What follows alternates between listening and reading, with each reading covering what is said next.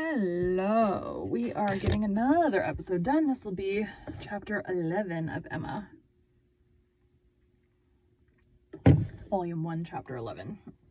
Because there are 3 volumes and each starts from chapter 1. I think it got released. It got released in 3 books. Welcome to Bite at a Time Books, where we read you your favorite classics one bite at a time. My name is Bree Carlisle, and I love to read, and wanted to share my passion with listeners like you. All of the links for our show are in the show notes. Today we will be continuing Emma by Jane Austen.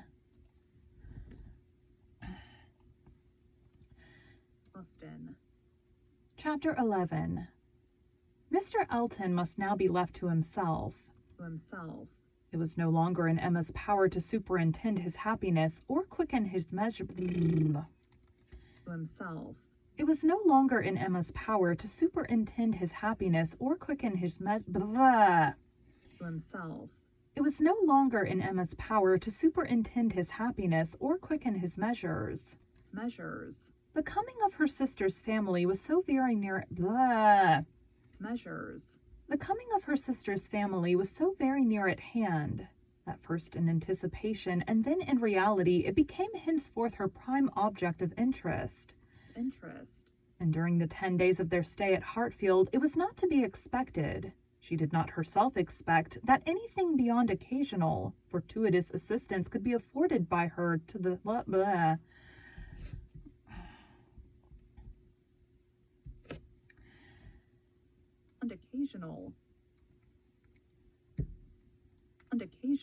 Fortuitous assistance could be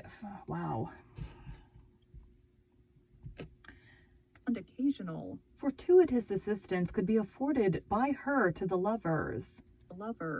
They might advance rapidly if they would, however, they must advance somehow or other whether they would or no.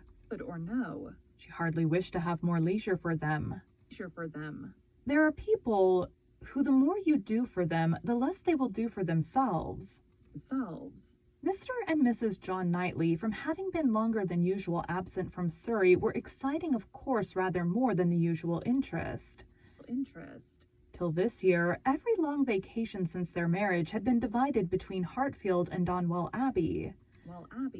But all the holidays of this autumn had been given to sea-bathing for the children, and it was therefore many months since they had been seen in a regular way by their Surrey connections, or seen at all by Mr. Woodhouse, who could not be induced to get so far as London even for poor Isabella's sake, and who consequently was now most nervously and apprehensively happy in forestalling this too short visit.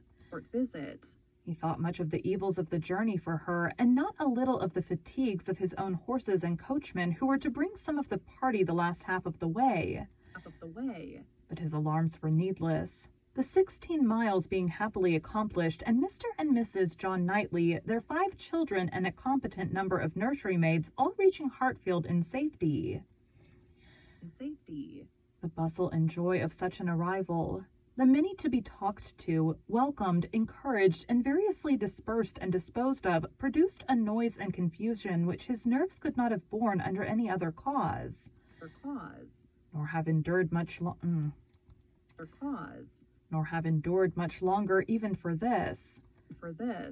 But the ways of Hartfield and the feelings of her father were so respected by Mrs. John Knightley that in spite of maternal solicitude for the immediate enjoyment of her little ones, and for having instantly all the liberty and attendance, all the eating and drinking and sleeping and playing which they could possibly wish for, without the smallest delay, the children were never allowed to be long a disturbance to him, either in themselves or in any restless attendance on them.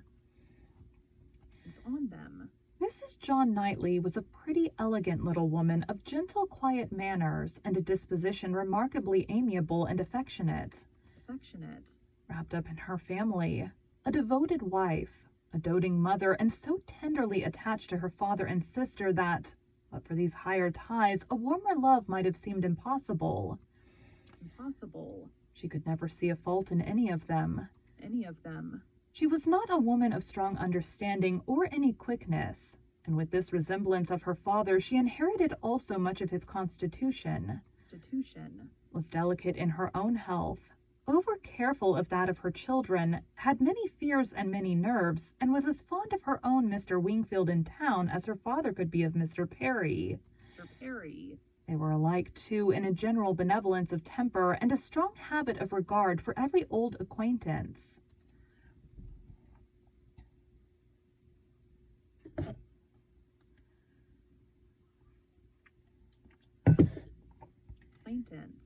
Mr. Knightley was a tall, gentlemanlike, and very clever man.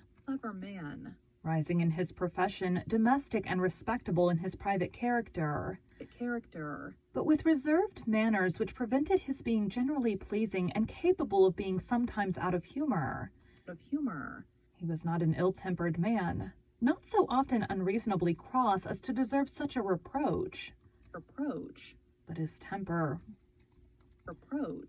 But his temper was not his great perfection, and indeed, with such a worshipping wife, it was hardly possible that any natural defects in it should not be increased. The extreme sweetness of her temper must hurt his. He had all the clearness and quickness of mind which she wanted, and he could sometimes act an ungracious or say a severe thing.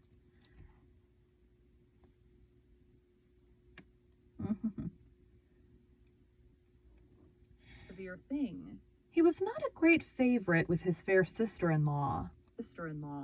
Nothing wrong in him escaped her. She was quick in feeling the little injuries to Isabella which Isabella never felt herself. Perhaps she might have passed over more had his manners been flattering to Isabella's sister, but they were only those of a calmly kind brother and friend, without praise and without blindness. But hardly any degree of personal compliment could have made her regardless of that greatest fault of all in her eyes which he sometimes fell into, the want of respectful forbearance towards her father. There he had not always the patience that could have been wished. Mr. Woodhouse's peculiarities and fidgetiness were sometimes provoking him to a rational remonstrance or sharp retort equally ill bestowed. It did not often happen, for Mr. John Knightley had really a great regard for his father-in-law and generally a strong sense of what was due him. But it was too often for Emma's charity, especially at...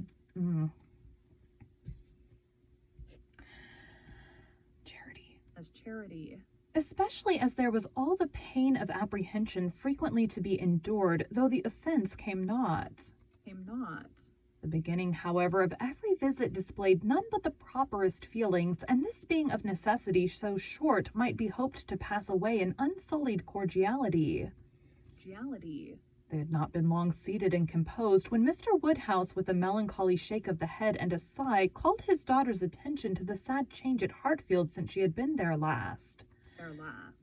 "Oh, my dear," said he, "poor Miss Taylor, it is a grievous business." "Oh, yes, sir," cried she with ready sympathy. "How you must miss her, and dear Emma, too." "What a dreadful loss to you both. I have been so grieved for you. I could not imagine how you could possibly do without her. It is a sad change indeed, but I hope she is pretty well, sir." "Pretty well, my dear. I hope pretty well. I do not know but that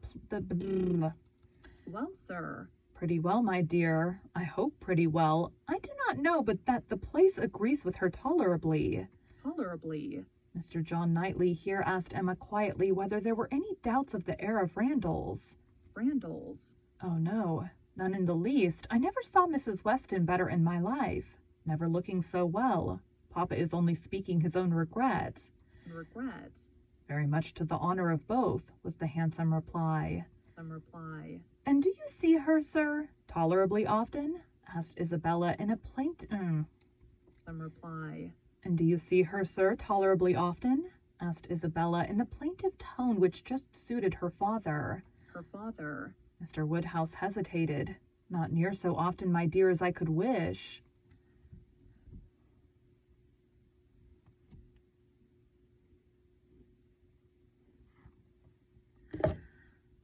kink. It doesn't want to come out. Could wish. Oh, Papa, we have missed seeing them but one entire day since they married. Either in the morning or evening of every day, excepting one, have we seen either Mr. Weston or Mrs. Weston, and generally both, either at Randall's or here. Or here. And as you may suppose, Isabella, most frequently here. Frequently here. They're very, very kind in their visits. Their visits. Mr. Weston is really as kind as herself. As herself. Papa, if you speak in that melancholy way, you will be giving Isabella a false idea of us all. Of us all. Everybody must be aware that Miss Taylor must be missed, but everybody ought to also Of us all. Everybody must be aware that Miss Taylor must be missed, but everybody ought also to be assured that Mr. and Mrs. Weston do really prevent our missing her by any means to the extent we ourselves anticipated, which is the exact truth.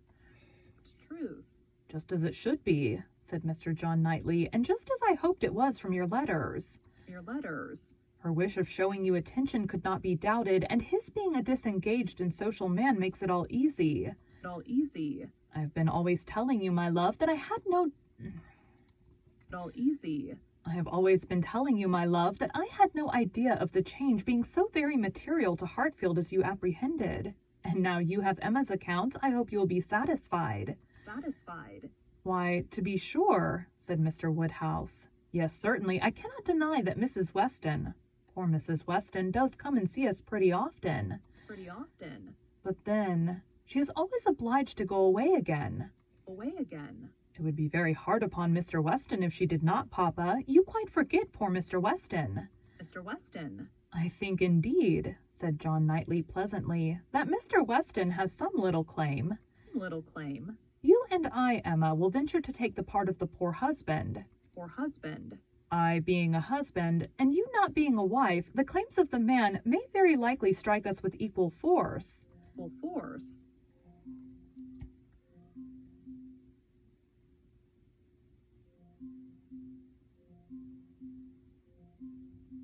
Waiting for the alarm to turn off.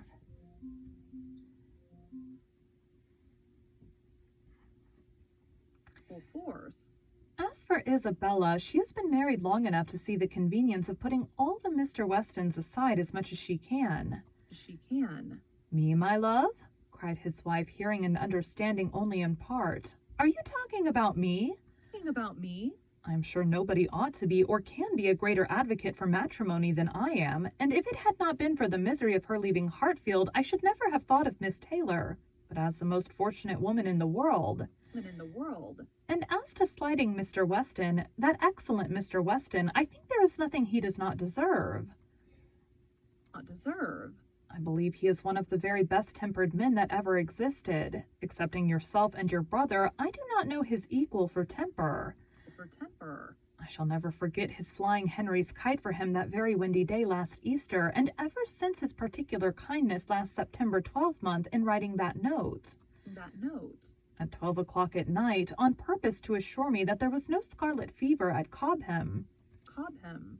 I have been convinced there could not be a more feeling heart nor a better man in existence. If anybody can deserve him, it must be Miss Taylor. Miss Taylor. Where is the young man? Said John Knightley. Has he been here on this occasion, or has he not?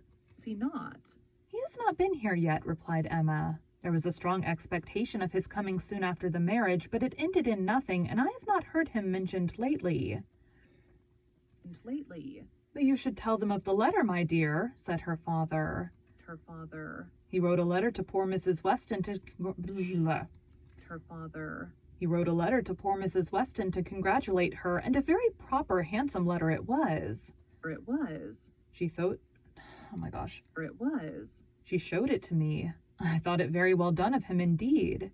Him indeed. Whether it was his own idea, you know one cannot tell. He is but young, and his uncle, perhaps.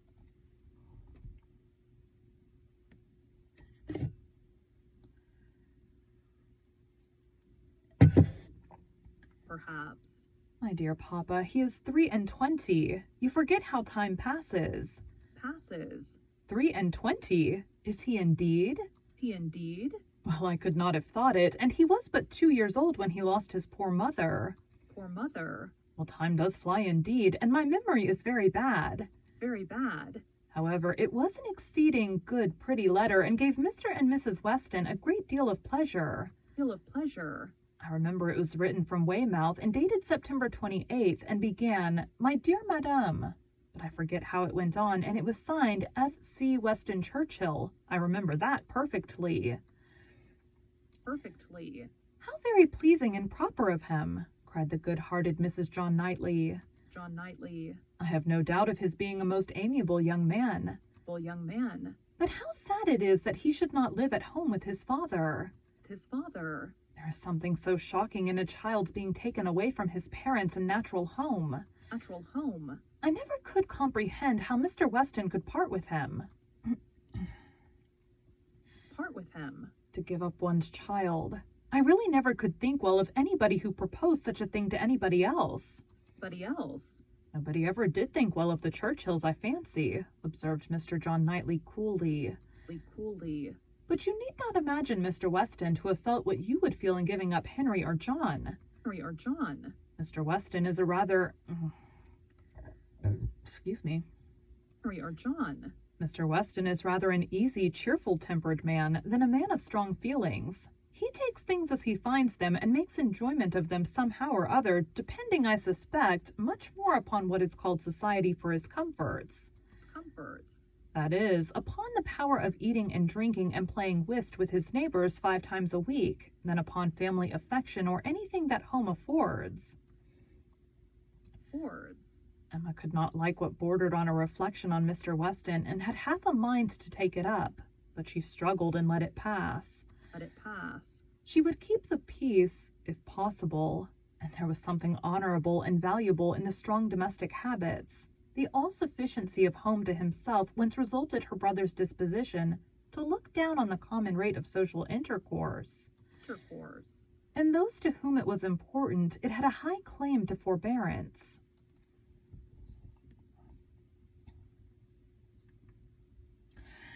Parents. Thank you for joining Bite at a Time Books today, while we read a bite of one of your favorite classics. All of the links for our show are in the show notes. Show notes. We are part of the Bite at a Time Books Productions Network. It's network. If you ever wondered what inspired your favorite classic novelists to write their stories, what was happening in their lives or the world at the time, check out Bite at a Time Books Behind the Story, Tuesdays wherever you listen to podcasts.